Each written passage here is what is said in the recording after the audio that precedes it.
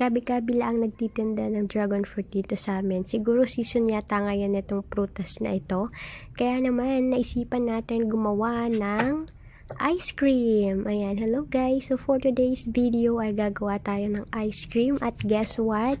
Kung anong flavor, siguro may idea na kayo.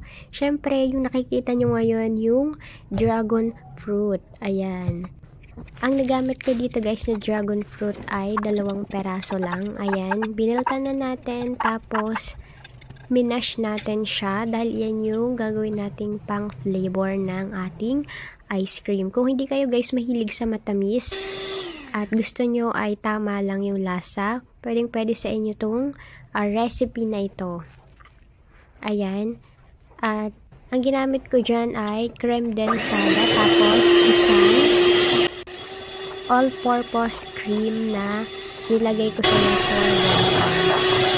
At ayan, syempre, gumamit tayo ng mixer para mas madaling mahalo. And then, ayan, kapag nadoble na yung volume ng ating mixture, lagyan na natin yung ating dragon fruit na na-mash kanina.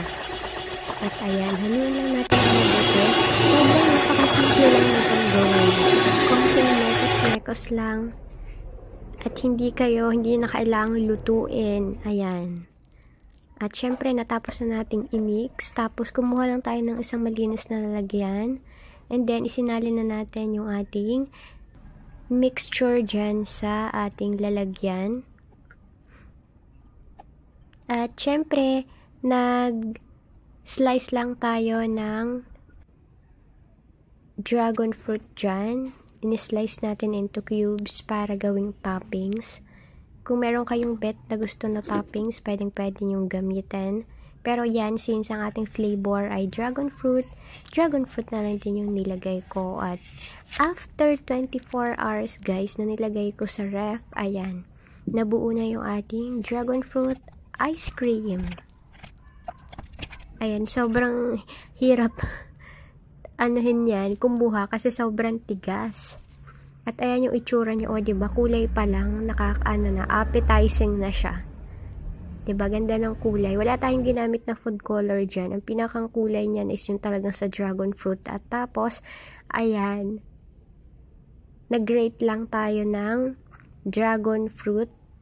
Yan yung ganyan yung nasa ibabaw guys, yung toppings. At ayan yung itsura niya. O, diba? Ang ganda. Syempre, hindi lang yan maganda. Masarap din. Kaya kung gusto niyo subukan, ice cream na dragon fruit, ayan, pwede niyo subukan tong recipe natin. Ilagay ko na lang yan sa ating description. Ayan, kaya tara, ice cream tayo.